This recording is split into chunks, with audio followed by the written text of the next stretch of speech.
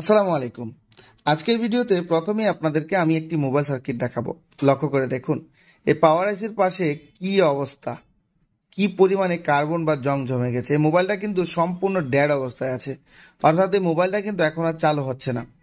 আপনাদেরকে মোবাইলের অপোজিট পাশে, মোবাইল সার্কিটের অপোজিট পাশে যদি দেখায়, দেখেন অপোজিট পাশেও কিন্তু অনেকটা জায়গা জুড়ে কার্বন জমে আছে, অর্থাৎ জং ধরে গেছে। এরকম জং কেন ধরে? তার কারণ হচ্ছে একটি মোবাইল যখন পানিতে পড়ে যায় বা বাচ্চারা প্রস্রাব করে দেয় বা নর্দমায় পড়লে দেখা যায় যে এরকম ধরনের জং তৈরি হয়ে যায়, আর এরকম জং ধরে গেলে মোবাইলটা আর চালু হয় না। কাস্টমারের কথা মতো এই মোবাইলটা কিছুদিন আগে পানিতে পড়েছিল, পানিতে পড়ার পর এই মোবাইলটা ওয়াশ করা হয়েছে। এখন কথা হলো, ওয়াশ করলে এরকম ধরনের কার্বন জমা হওয়ার প্রশ্নই আসে না।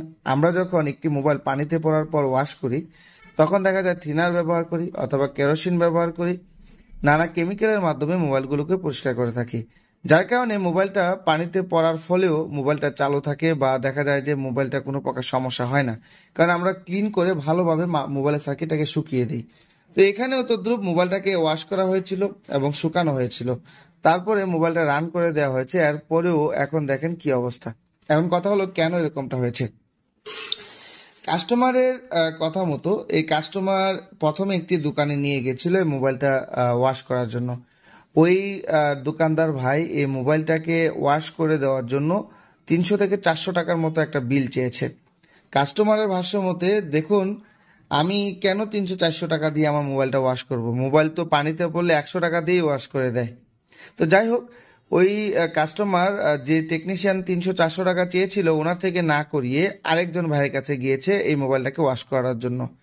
যে ভাইকে দিয়ে ওয়াশ করা হয়েছে এই ভাই কিন্তু 100 টাকাই নিয়েছে। এখন লক্ষ্য করেন বিষয়টা কি হয়েছে। 100 টাকা দিয়ে ওয়াশ করে দিয়েছে, বাট এখানে লক্ষ্য করে দেখেন এই যে স্টিলের প্যানেলগুলো দেখতে পাচ্ছেন, এই স্টিলের প্যানেলটা কিন্তু যে ভাই 100 টাকা দিয়ে ওয়াশ করেছে উনি কিন্তু এটা খুলে নেই। দেখেন আমার কাছে নিয়ে আসার পর আমি কিন্তু এখন বিল করেছি প্রায় এটা 800 প্লাস করেছে, 800 প্লাস। প্রথম অবস্থায় যে টেকনিশিয়ান ভাই 400 টাকা চেয়েছিল ওনার থেকে উনি কাজ করায় নাই, 100 টাকা দিয়ে ওয়াশ করানোর জন্য নিয়ে গিয়েছে আরেক টেকনিশিয়ান ভাইয়ের কাছে, উনি 100 টাকা দিয়েই ওয়াশ করে দিয়েছেন। বাট এই মোবাইলে যে স্টিলের প্যানেলগুলো ছিল, এই স্টিলের প্যানেলগুলো যেভাবে ছিল এভাবেই ছিল, জাস্ট উপর দিয়ে হালকা করে ব্রাশ দিয়ে ওয়াশ করে দেওয়া হয়েছে।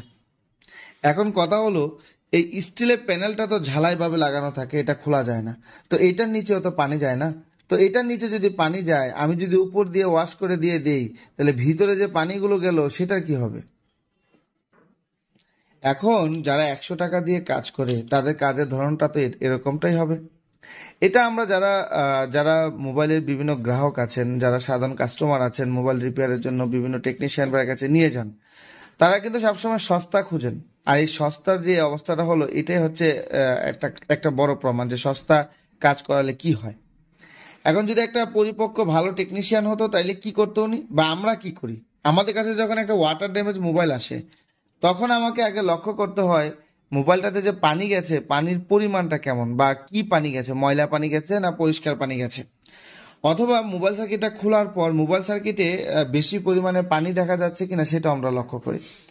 লক্ষ্য করার পর যদি দেখি যে না মোবাইল সার্কিটে পানি গিয়েছে, তখন আমরা এই মোবাইলের স্টিলের প্যানেলগুলো সাবধানতার সাথে রিমুভ করি। রিমুভ করার পর তারপরে আমরা পুরো মোবাইল সার্কিটটাকে ওয়াশ করি। এখন কথা হলো, আমি যদি স্টিলের প্যানেলের উপর দিয়ে কোনো রকমের ঝাড়ফুঁক দিয়া ক্লিন করে দিয়ে দিই, তাহলে স্টিলের প্যানেলের নিচে তো পানি আছে, সেটা তো শুকাবে না। তো যেমনটা হয়েছে, উনি কাজ করে দেওয়ার 2 দিন পরেই কিন্তু কাস্টমার এইটাকে ড্যাড অবস্থায় আমার কাছে নিয়ে আসছে।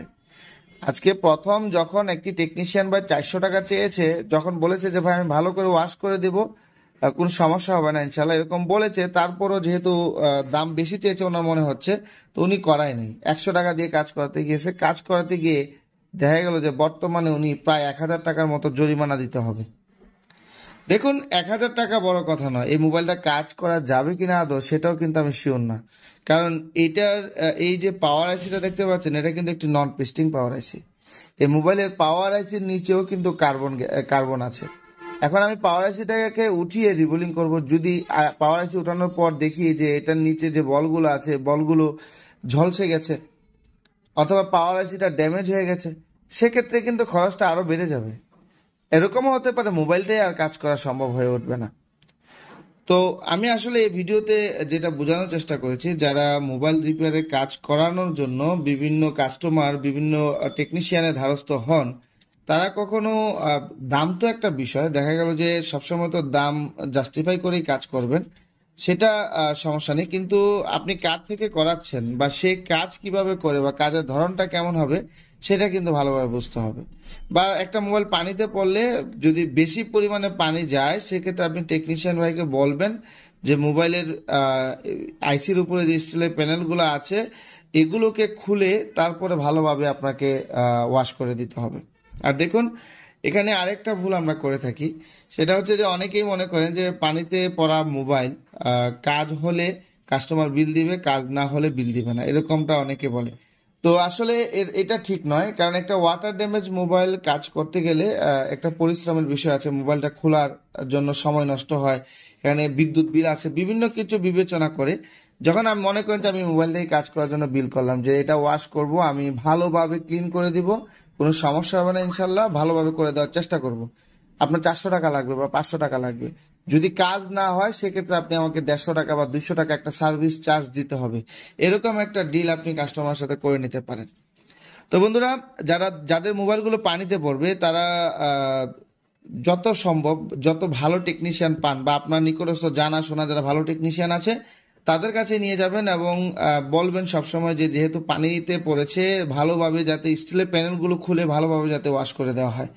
আর উপর দিয়ে যদি এমনি ছুঁয়ে মুছে দিয়ে দেওয়া হয় তাহলে কিন্তু আপনি মোবাইলটা আজ হোক আর কাল হোক 2 দিন পরে হলেও এটা সমস্যা দেখাবে সময়।